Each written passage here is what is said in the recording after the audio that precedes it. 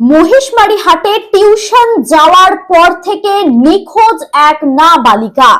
রাতে বাবা বাড়ি ফিরলে মেয়ের অনুপস্থিতি বুঝতে পারেন। পুলিশ প্রশাসন জানায়, অভিযোগ জানানো মাত্রই তদন্ত শুরু হয়। রাতে জয়নগর থানায় এফআইআর দায়ের করা হলেও পরিবারের পক্ষ থেকে কোনো সন্দেহভাজনের নাম জানানো হয়নি। পুলিশ জানায়, এফআইআর হওয়ার আগেই তদন্ত প্রক্রিয়া শুরু হয়ে গিয়েছিল। আমরা ওদেরকে বলি আপনারা লিখিত একটা অভিযোগ দিন, ওনারা লিখিত অভিযোগ দেয়। আর আমরা 12টা 30 এই সময় আমরা একটা কিডন্যাপিং এর কেস রুজু করি, কারণ ওই সময় আমরা কিছু জানি না, মেয়েটা কোথায় আছে, বাবা মা বলতে পারে না, কে নিয়ে গেছে ওইটাও বলতে পারেনি, কিচ্ছু না। এরপরে আমরা যখন প্রাথমিক তদন্ত শুরু করি তখন আমরা সব অ্যাঙ্গেলটাকে খুঁটিয়ে দিই কি লাস্ট ওকে ওই মেয়েটিকে কে দেখেছিল আমরা জিজ্ঞাসাবাদ করি। আর এটা কিন্তু এমন না কি 12:30টার পরে করা হলো, এইটা মেয়েটির বাবা আমাদের ওখানকার ভারপ্রাপ্ত যে এএসআই আছে ওনার সঙ্গে রীতিমতো যোগাযোগে ছিল রাইট ফ্রম 8:30 till 2 o'clock। আমরা ওনাদেরকে জিজ্ঞেস করছি কে ছিল, লাস্টে কে দেখেছিল। ওই মেয়েটির যে ওর এক বান্ধবী ছোট্ট বয়সে, ওর সঙ্গে কথা বললাম আমরা। কথা বলার পর জানা গেল একটা ওই মেয়েটি যে বিবরণ দিয়েছিল ওর ওর পরিপ্রেক্ষে আমাদের 2-3 জনকে সন্দেহ হলো।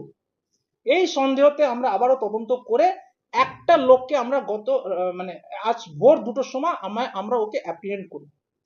ওকে যখন জিজ্ঞাসাবাদ করি তখন ও পুরো গল্পটা বলে আর ও কনফেস করে কি ও মেয়েটিকে কোনো একটা জায়গায় গিয়ে ওখানে মেরে ওখানে ফেলে দিয়েছে। আমরা ওনাকে নিয়ে ওখানে যাই, ওনাকে গিয়ে অ্যারাউন্ড 2:40 আমরা ওখানে যে যে নির্দিষ্ট জায়গায় ওই ছেলেটি দেখায় ওখান থেকে আমরা খোঁজ করে দুর্ভাগ্যবশত আমরা ওই মেয়েটির বডিটা ওখান থেকে উদ্ধার করি। আমরা ইমিডিয়েটলি 2:45 বাড়ির লোককে আমরা ইন্টিমেট করি। করার পর অ্যারাউন্ড 2:55 আমরা ওই বডিটাকে এখানকার পদেরহাট যে রুরাল হসপিটাল আছে আমরা ওখানে বডির জন্য পাঠিয়ে দিই। আর ওখানে একটা ইউডি কেস করে আমরা তারপরে আজকে ওটা একটা মার্ডারের অ্যাডিং সেকশন আমরা অ্যাড করি। মেইন কথা হলো আমরা যখন খবর পেলাম রাত 8:30 থেকে, আপনারা দেখবেন আপনাদেরকে পুরো টাইমলাইনটা আমরা আপনাকে বুঝিয়ে দিয়েছি। আমরা দ্রুততায় 5 ঘন্টায় আমরা নট অনলি কে করেছে, প্রথমে কেসটা মিসিং ছিল, আমরা কে এটাকে মিসিং মানে কে নিয়ে গেছে ওটাকে আমরা আইডেন্টিফাই করি। তারপরে ওর দেখানো মতো আমরা ওখান থেকে গিয়ে বডিটাকে রিকভার করি। It's a very bad, it's a very unfortunate event কি আমরা মেয়েটিকে এই অবস্থায় পেলাম, এটা কোনো প্রাপ্ত নয়।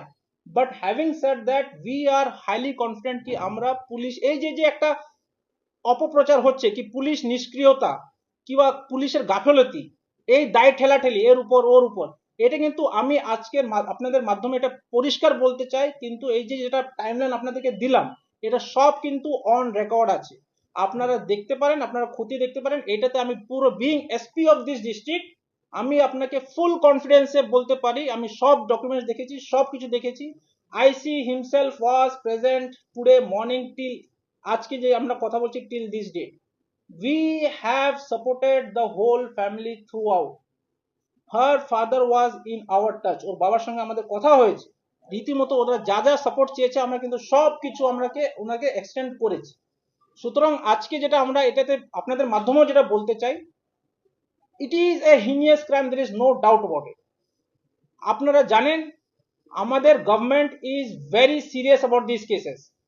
আমরা এটাকে দ্রুত তদন্ত আমরা শেষ করব আর এর জন্য হাইয়েস্ট পানিশমেন্ট যেভাবে পাওয়া যায়, যেভাবে দেয়া যায় আমরা কিন্তু ওইটা করে দেখাবো। দ্রুততাতে আমরা এটাকে চার্জশিট করব আর উই উইল এনশিওর কি এটাতে ক্যাপিটাল পানিশমেন্ট হয়।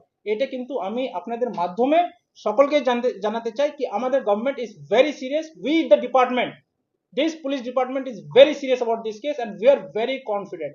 সুতরাং আপনাদের লাস্টে যেটা বলতে চাই এই যে অপপ্রচার বিভিন্ন যে আরেকটা যে আমরা খবর পাচ্ছিলাম কি পুলিশ কোনো কিছু কাজ করেনি, ইট ইজ অন রেকর্ড, রেকর্ডে আছে।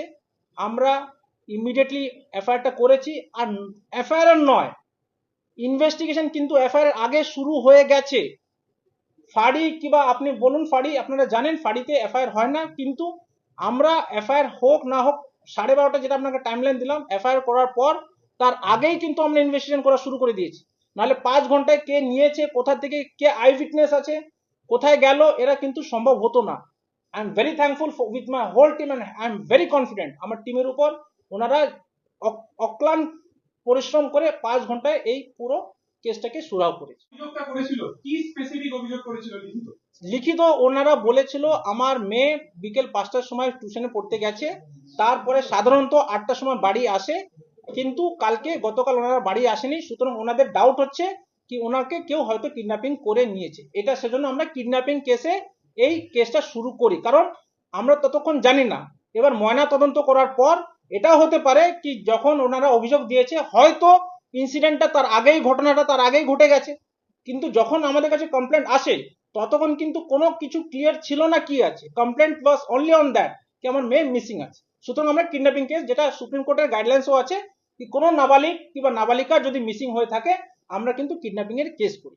বলি ফ্যামিলি আমাদের কনফিডেন্সে আছে, আমার এই বলার এই মানে আছে কি আমরা ওনাদেরকে যা সাপোর্ট চাইছে আমরা দিয়ে এসছি আর আগেও দেব। এবার ওনাদের ক্ষোভ থাকতেই পারে, আমাদের এগেনস্টে আরো যদি কার এগেনস্টে কোনো যদি কমপ্লেন্ট থাকতেও পারে, আমরা কিন্তু ওটার উপরেও অ্যাকশন নেব। আমার বলার মানে হচ্ছে তাই। স্যার, ফতেরহাট হাসপাতাল থেকে যখন দেহ ময়নাতদন্ত পাঠানো হচ্ছিল তখন বেশ কিছু পলিটিক্যাল পার্টির নেতা কর্মীরা সেখানে যায়, বডি নিয়ে যেতে বাধা দেয়, সেই ব্যাপারে ওটা আমার কোনো বলার নেই। ঠিক আছে, থ্যাংক ইউ। বালিকা তার ফ্যামিলি পিসি অভিযোগ করছেন 2020 সালে তার মেয়ের সঙ্গে এই ধরনের সেক্সুয়াল অ্যাসাল্টের ঘটনা ঘটেছিল এবং তার পরবর্তীতে তাদেরকেও পুলিশি হয়রানি করা হয়, এমনকি 1.5 লক্ষ টাকা দিয়ে অভিযোগ তুলে দেওয়ার জন্য চাপ দেওয়া হয়েছিল। এটা যেটা আপনি বলছেন এর কিন্তু এখন আমার কাছে ইনফরমেশন নেই। এটা যদি কোনো কিছু হয়ে থাকে তাহলে আমরা অবশ্যই তদন্ত করে রাখবো, কোনো অসুবিধা হবে না। এই বালিকার পিসি